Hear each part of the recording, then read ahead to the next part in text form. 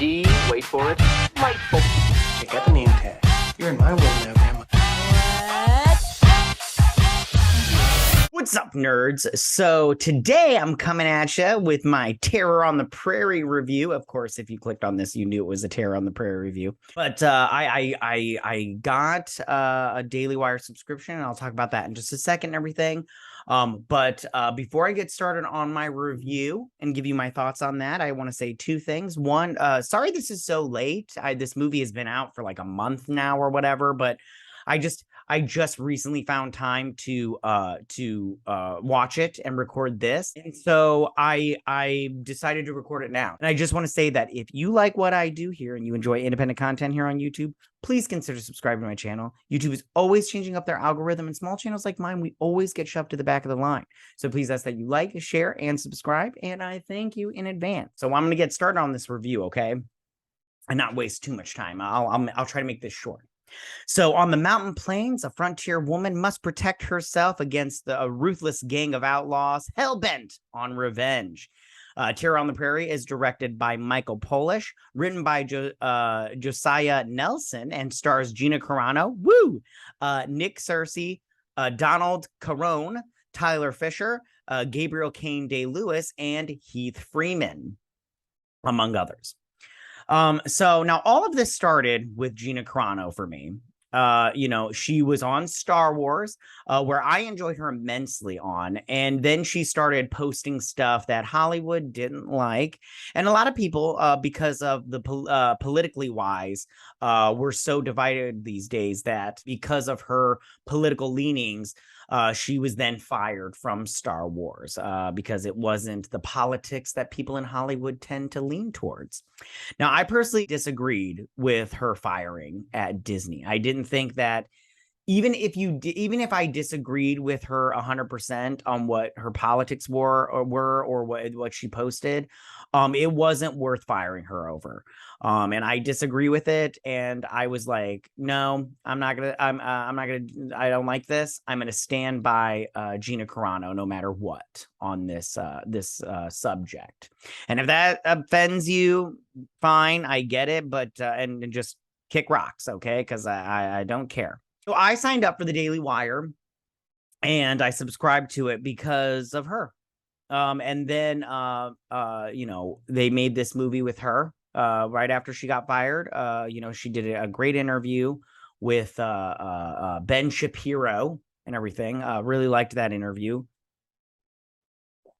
Sorry, I just need a little bit of coffee, you guys, and then I'll get back to this. And I'm proud and I'm happy that I subscribe to the Daily Wire, and I recommend that you do it as well. So I don't want to get too much into that because this is a movie review and I want to get on to talking about the movie. So why don't we just go ahead and do that? So this is sort of a Western, kind of like a grindhouse kind of movie, the type of movie that I think Quentin Tarantino would have made when he was going through that time period and when he made that grindhouse movie.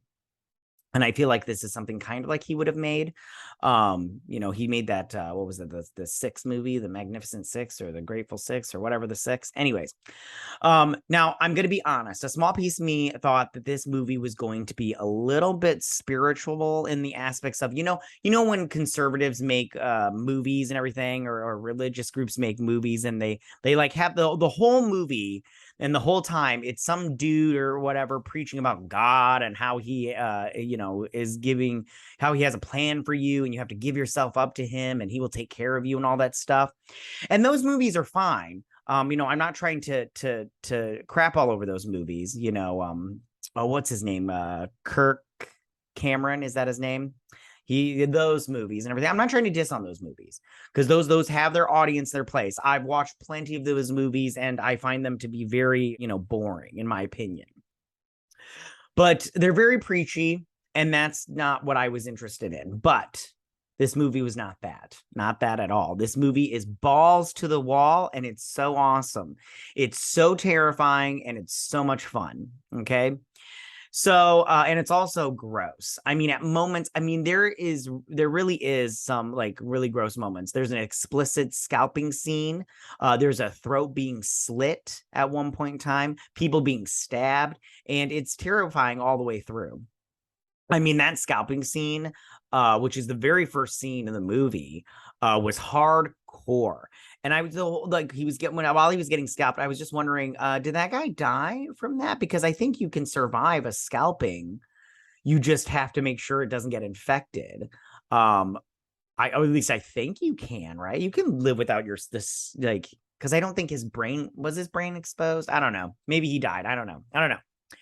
And there's also a scene where Hattie shows up. There's a Native American that shows up on their farm, and she bandages a Native American's wounded leg. She like sews it up and everything. And that's pretty gross too. And I don't really care for blood and that kind of thing in movies. It's to that I just don't like bodily fluids. They gross me out. Yeah, I have a weak constitution when it comes to stuff like that. Anyways, Gina Carano has a great performance. Her stoicism as a mother and a wife, protecting her home as her husband is away seeking work, and 4 mysterious men on horseback show up who appear to be friendly. They seem to be nice. They're like, we've been in the saddle for a long time. Can we have some water? And Gina Carano's character, Hattie, she offers her hospitality, and then she offers to cook breakfast for him, and it's really kind of sweet. And they come in and they seem to be friendly, and one of them sings a song to her daughter, her baby girl, and everything. And then one of them gives their hat to her son.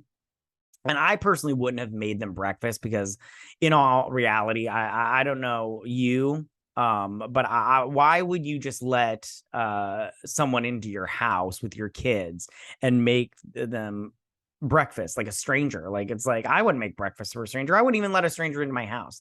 And she goes outside to get some eggs and sees the collection of human scalps that they have, and she knows that they're killers. And at that point, she withdraws she takes backsies her hospitality and throws them out of her house, and she keeps all their guns, which was good because she needed them later on. And then a standoff ensues outside of her cabin, and that goes on for pretty much the rest of the film. And it is brutal and terrifying, you guys, and very suspenseful, in my opinion. Now, even though I do love Gina Carano, she was not my favorite character in this movie. That goes to Nick Searcy. I thought he was the best character in this movie. I thought he was really good in the show Justified. And I've always liked him as an actor. And like I said, he was really good in this movie. And I'll talk about him some more as I go through here, through this review and everything. One thing I did like about this movie, so her husband, Jeb, played by Donald Carone, we'll say Carone. He goes away and he's seeking work, but there's no work for him in the town. And it's a good back and forth between him and Hattie. And he does stop after not getting any work. And he does stop and he goes into a saloon for a drink. And while this is all happening, his wife is dealing with these bad guys back at her home. And it turns out that even the bad guys in this movie have dementia. I mean, Nick Searcy's character, the captain, he has the most, like dimension, everything, but all the other ones, they have something about them that you're just like, I wonder what their story is.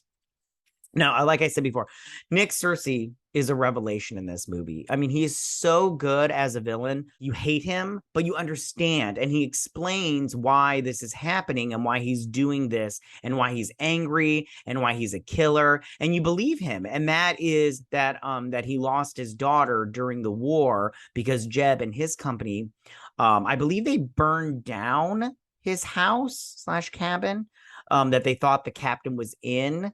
Or maybe they shot it up. I maybe that was made clear and I just don't remember it. I didn't write it down here. I just wrote down that I thought they had said they burned it down. Anyways, they did something, but they killed his daughter inside the house instead of the captain. And that's why he's doing all of this. And Jeb is the last one from his company that he needs to take out, and he'll get his revenge. But he adds so much to mention, Nick Spacey, he adds Circe, he adds so much dimension to this film that I believe he deserves an award. And I actually think he deserves an award for this movie and his performance. He is clearly an artist and a great actor and a terrific villain in this movie. So back to the story and the plot and everything. So while Hattie, while her husband is out, Gina Carano, who plays the character Hattie, who has a backstory that she was obviously a girl that came from money and married a man that was in a lower class but a soldier. And she's moved out to the prairie to build a life together on their own land instead of depending on her father and his money. I mean, at one scene, she gives her son some molasses candy. I believe it was molasses candy or hard rock candy. It was some kind of candy. And he's all like, Dad says, we should, or so maybe he calls him Pa. I don't like the name Pa, the title Pa. But anyways, he says, Dad said candy's only for birthdays and Christmas. And she's like, when we lived in Seattle, because I think it was Seattle. So no, St. Louis. She says, we used to have candy all the time. And so you could tell that she was from, at least some money. Now, while she's fending off all these villains, her husband's in town and he's in a bar and he stops in to the saloon to get drunk and gamble to earn some money. Now, I personally am not a fan of gambling, but to each their own, but he does stop and gets drinks. He's flawed. He's spending money that they don't have on alcohol and gambling, and he doesn't know what's going on at home. So he comes out of the bar after winning some money, and a hooker comes up to him and just basically tries to get him to stay and betray his wife and stay at this brothel that she works at for the night. And she tells him, you can sober up and even get more drunk. And she's just like, she goes, I bet your wife doesn't understand you. And he pushes this whore, this harlot of the devil into the mud. And then he notices there's a poster of the same man, the wanted poster of the man who is currently fighting with his wife. And he doesn't know about all of that's going on. So then he heads back home. He leaves his little cart and he just heads back home because he's like, oh, crap, I know who that is. And then later on, it's revealed that Jeb and his company killed the captain's daughter. And it's a good twist that everything kind of comes into focus and makes sense. And again, the movie is terrifying and it is a fun hour and 45 minutes. I was never bored.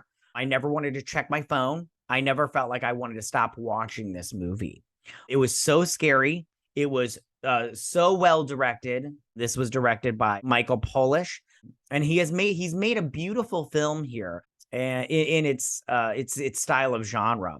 I love the desolate, snowy landscape that alone just filled me with dread. Just the fact that you're just in the middle of nowhere and you have to survive off the land, which I would not have probably been able to do. I'm not, in that sense, I'm not, I'm not a survivor of the land. I am trying to do that homesteading thing. It's okay. Anyways. So I think that because of this, I think what we're going to be seeing because of this film and films like this is we're going to see that Hollywood and the media is going to stonewall any coverage of this film. I'm pretty sure that my review for this is not going to be, shot out there because the algorithm sucks. Now, on Rotten Tomatoes, it currently stands on a 85% fresh rating with audiences. And there's no rating for critics, even though there's 4 fresh tomato reviews for it because they didn't want to review this movie because they are just scared. And because it's the Daily Wire, because Hollywood is the way it is, and they're going to stonewall this movie, and that's horrible. And all we can do, all we can really do, me and you, is I think just continue to support the content that we want and push through all of this nonsense. And I think that the future of this movie is going to be seen as a turning point in a really dark political place and time that we're in our culture.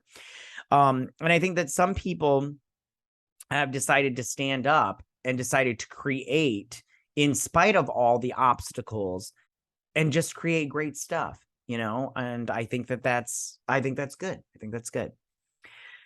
So, in conclusion, everybody deserves an applause for this movie. Everybody really deserves an applause for what it was. And it was a movie that had no agenda except to entertain. It didn't talk down to its audience. It was every bit as viciously bloody. Everything was as violent as you wanted to be for this genre of movie.